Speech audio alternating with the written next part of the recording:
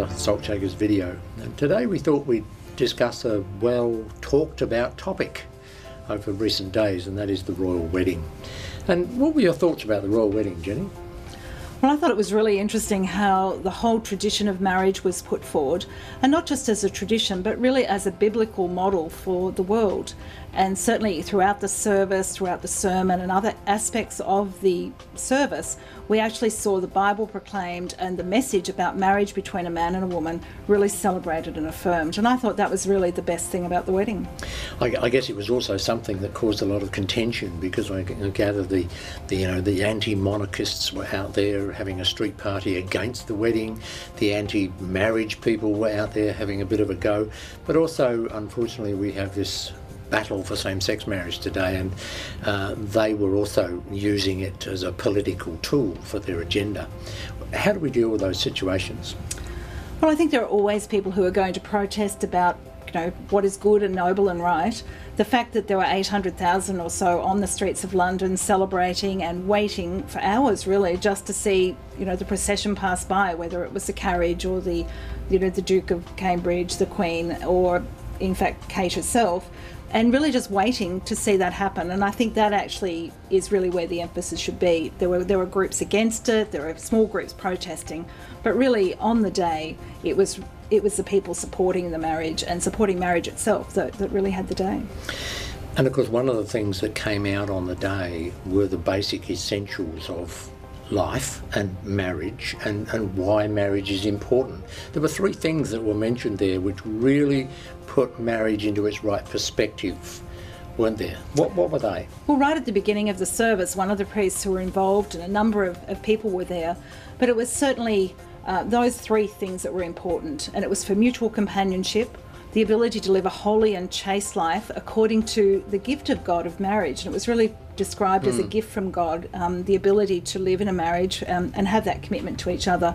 And then for the creation of children, and we know that that's for the future, I guess the future of the world, to actually have children and to bring them up in a Christian home. So marriage is very much about opposites coming together. Yes, it was certainly put that way, and the sermon from the Bishop of London actually talked about that, and he talked about how it really wasn't always the easiest. We moved towards our partner in love, following the example of Jesus Christ. The Holy Spirit is quickened within us and can increasingly fill our lives with light. It leads to a family life which offers the best conditions for that nurture of the next generation. But there was a sense of opposites coming together, people who come together to be complete, and that was certainly expressed in that message from the Lord Bishop of London of William and Catherine coming together as a couple and as a family. Do you see this as a promotion of marriage, or a promotion of what's natural? How do you think the world now looks at this situation? Well, I think whatever the situation might be, we now see William and Catherine married, the celebration of that, the kiss on the balcony, and I think it brings back some of the romance of marriage and of love, and the fact that it was grounded on a Christian version of marriage, I think is actually important for what the world sees of marriage. And of course, despite all the naysayers about what marriage really means, it is a Christian institution because God created human beings. One of the things that so often is said is, we want equal rights, but you can't make equal what is not already equal. And I think through this whole wedding we saw how it's male and female coming together. That is a definitive moment in their lives, and it can only happen between a male and a female. So this business about equality is really not about equality at all. It's about somebody having their own way. Yeah, I think one of the things that actually struck me during the ceremony was actually the fact that the cameras, and we were watching the BBC broadcast, the cameras stopped on Elton John and his male partner who were in a civil partnership. And I think it was sort of emphasising, to me it was a contrast between what was being celebrated as marriage between a man and a woman and same-sex relationships, which just really aren't the same. As being something that's very natural as against something which is very contrived and false, in fact. One of the priests actually mentioned the word natural in part of the service, and it was interesting, there was actually a pause as he said the word natural, and it seemed to me that this union of a man and a woman was a natural thing, and almost an emphasis on that word. So, of course, we could see that maybe the Anglican Church is firming up on the issue that we shouldn't have same-sex marriage, that same-sex relationships are not natural, and therefore they're not part of God's design.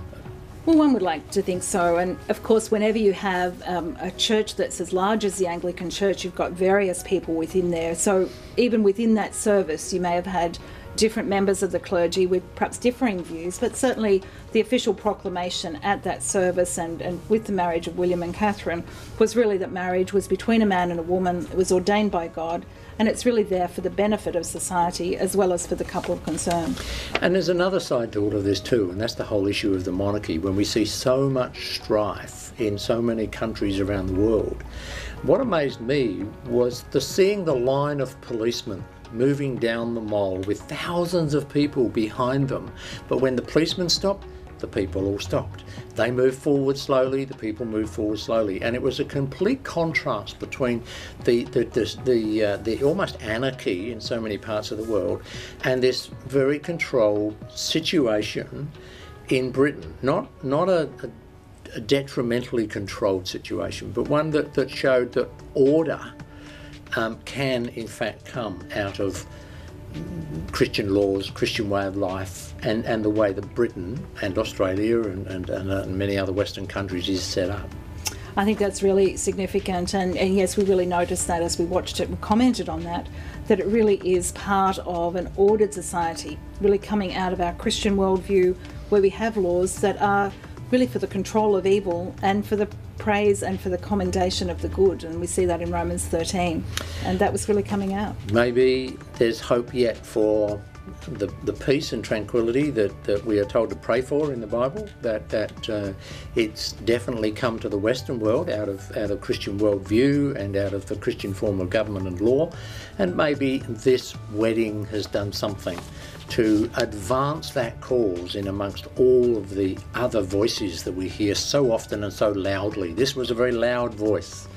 Well, that's right, and interestingly, just a week before the actual royal wedding, there was a survey released from The Australian, and it actually asked what people's views were of the Republic. And support for the Republic was apparently at the lowest level it had been for 17 years here in Australia, down to 41%, with only 25% of people saying they strongly supported a Republic.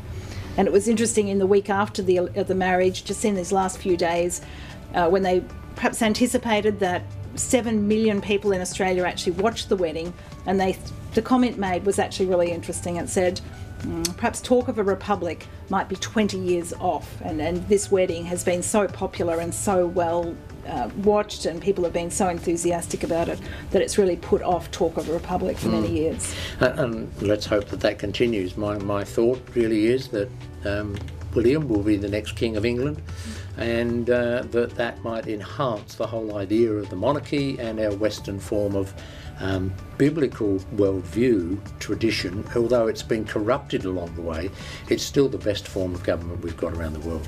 Indeed. With that, we'll say see you next time.